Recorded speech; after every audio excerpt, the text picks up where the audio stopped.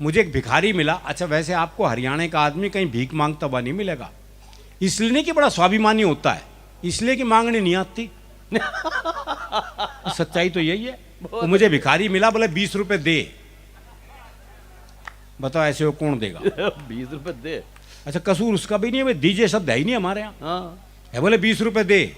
मैंने कहा भाई क्या करेगा? बोले चाय पीऊंगा। मैं कहा चाय तो 10 रुपए की आती है। बोला तू नहीं पीवेगा मेरे साथ? तो अगले कंपनी भी चाहिए भाई। बहुत अच्छे।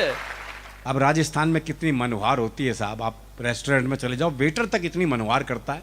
हरियाणा में कौन करे? हमें तो ये मनोहार खुद करानी पड़ती है। वो एक दामाद पहुंच गए रात को 12 बजे, तो सासू से बोला भाई जो बना बस वही दे दे, कुछ बनाने की जरूरत नहीं। तो सास बोली भाई 2 रोटी रखिए, एक सब्जी रखिए, खा ले। बोले ठीक है। तो सास ने 2 रोटी और सब्जी ला के रख दी। तो अगले ने 1 रोटी वापस करी। तो सास बोली वापस क्यों दे है? बोले बाद में बूझेगी नहीं, एक और लो, एक और लो। तो हम तो ये मनवार खुद कराते हैं, जो दूसरों के भरोसे रहते ही नहीं। अच्छा आपके राजस्थान के ठीक पड़ोस में गुजरात है। आप में से कोई गुजरात से तो नहीं है ना? हाँ, नहीं तो मैं पहले ही माफी मांग लूँ। एक बार मैं गुजराती परिवार में खाना खाने पहुंच गया जी। मैं ही जानता हूँ मेरी क्या स्थिति हुई। वो छोटी छोटी कटोरियों में तो सब्जी, भाई ने खाऊं सूंघूं, वो जामन जितना दही। बोले दही लो जी, दही। दही। अब हरियाणा में तक कटोरा भर के दही नहीं मिले तो काहे की दही? मैं सही बता रहा हूँ सर, राजकोट की घटना है। पहला फुल्का ये साइज था फुल्के का, गोलगप्पे जितना। मैंने सोचा ही 35-40 खाऊं जब जाके बात बनेगी, लेकिन अगला तो मेरे से भी ऊंची चीज था। 5वां फुल्का देते हुए बोला ये तो लेना ही पड़ेगा। तो हर प्रदेश का एक अलग आनंद है, एक अलग मस्ती है। वैसे भी आजकल बेटी बचाओ बेटी पढ़ाओ चल रहा है जी। वो दिल्ली के कुछ स्कूलों में तो बल्कि गुरुजी आते हैं क्लास में, बोले क्लास में जितनी लड़कियां उन्हें अपनी बहन मानो, क्लास में जितनी लड़कियां उन्हें अपनी बहन मानो। वो एक हरियाणा का था, बोले मैं तो ना मानूं। बोले क्यों भाई, तू क्यों नहीं मानने का? बोले इतने भात कौन भरेगा। देखो बात उसकी जायज है, जब वो इतनी दूर का भविष्य जानता, निकट का तो जानता ही है। वो क्लास में टीचर ने सवाल कर दिया, बोले मैंने तुझे थप्पड़ मारा, इसका भविष्य काल बता। बच्चा बोला तेरी साइकिल में पंचर मिलेगा। वो एक बच्चा 3 दिन तक स्कूल नहीं आया। चौथे दिन स्कूल पहुंचे तो मास्टर ने पूछा, बोला भाई 3 दिन से आया क्यों नहीं? बोला जी हमारी भैंस ने काटड़ा दिया है। काटड़ा समझते हैं ना आप? हाँ, भैंस के छोरे को कहे हैं भैंस का छोरा। बोला जी हमारी भैंस ने काटड़ा दिया है। तो मास्टर बोला भाई इसमें क्या खास बात हो गई? बोले खास नहीं तो तू दे के दिखा। तो इन बच्चों से बहस कर ही नहीं सकते। और टीचर ने सवाल कर दिया, बोले मान लो तुम्हारे पास 10 लड्डू हैं।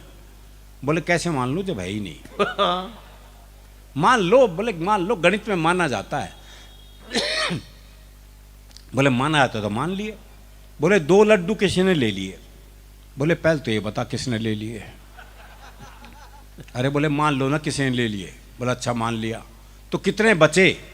बच्चा बोला जी 20। बोले ये कौन सा गणित है? बोले गणित में तेरी माननी जाएगी बस। हमारी भी मान ले भाई। वाह वाह वाह वाह वाह।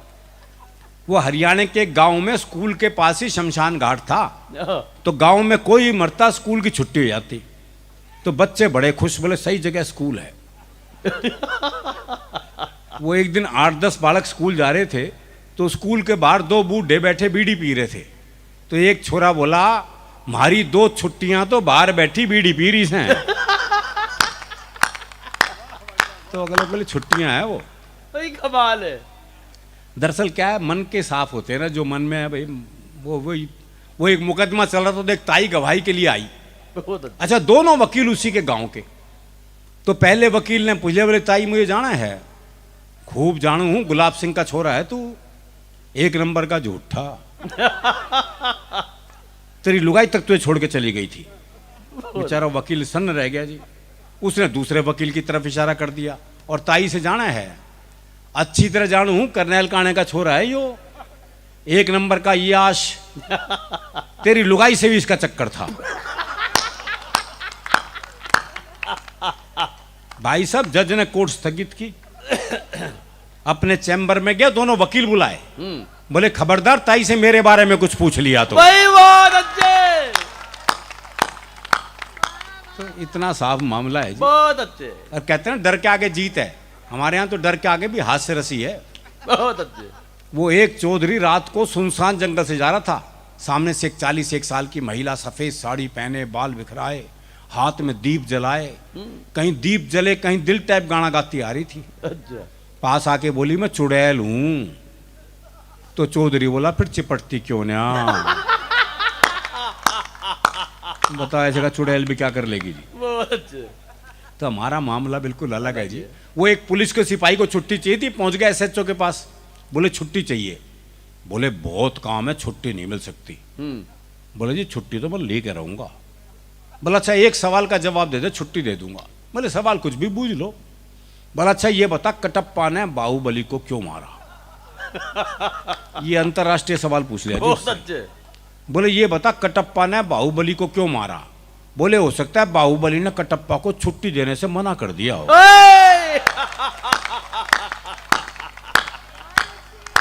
भाई एक बार ताली पूरे लोगों की वजह यार। वाह वाह वाह वाह वाह, बहुत अच्छे। वो जय हो।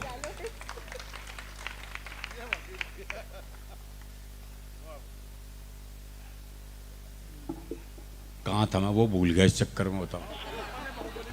हाँ आदमी घबरा जाता है भाई एकदम। दरअसल क्या है, इस तरह की महफिलें होनी बहुत जरूरी है भाई। बेशक। हाँ क्योंकि संवाद से ही हास्य पैदा होता है। वो एक बुजुर्ग महिला बस में चढ़ी तो किसी ने सीट नहीं दी उसे, तो ड्राइवर को दया आ गई, उसने बोनट पे बिठा लिया। थोड़ी देर बाद 30-35 साल की सुंदर सी महिला चढ़ी तो सारे सीट देने को तैयार, और वो महिला बैठने को तैयार नहीं। तो बुढ़िया बोनट पे से बैठी बैठी बोली, अरे बोले बैठ जा, कुछ साल बाद बोनट पे ही बैठना पड़ेगा। भाई वाह, तो ये संवाद बहुत जरूरी है जी, कमाल। ये महफिलें बहुत जरूरी हैं। दरअसल क्या है कि हास्य रस जो है वो हमारे जीवन में है, हर स्थिति में है। फुर्सत में रहते हैं इसलिए हास्य रस में रहते हैं। वो एक ने एक रिक्शे वाले को आवाज दी, बोले खाली है, बोले हाँ, बोले आप फिर ताश खेलते हैं। तो इतनी फुर्सत जरूरी है। बहुत अच्छे। वो एक ने एक रिक्शे वाले से कहा, बोले स्टेशन चलेगा, बोले हाँ, बोले कितने पैसे, बोले 25 रुपए। बोले ये तो रहा स्टेशन, अच्छा मैं पैसे कम कराने होते हैं हम जगह को पास बुला लेते हैं। बोले ये तो रहा स्टेशन। रिक्शे वाला बोला हाथ नीचे कर ले वरना रेल के नीचे आ जाएगा।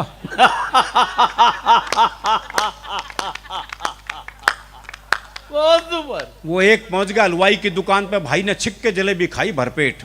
जब पैसे देने का नंबर आया, भाई ने जेब झाड़ दी, बोले पैसे तो नहीं है। अब दुकानदार दुकान से बाहर निकला, 15-20 मिनट तबीयत से धुना पीटा उसे।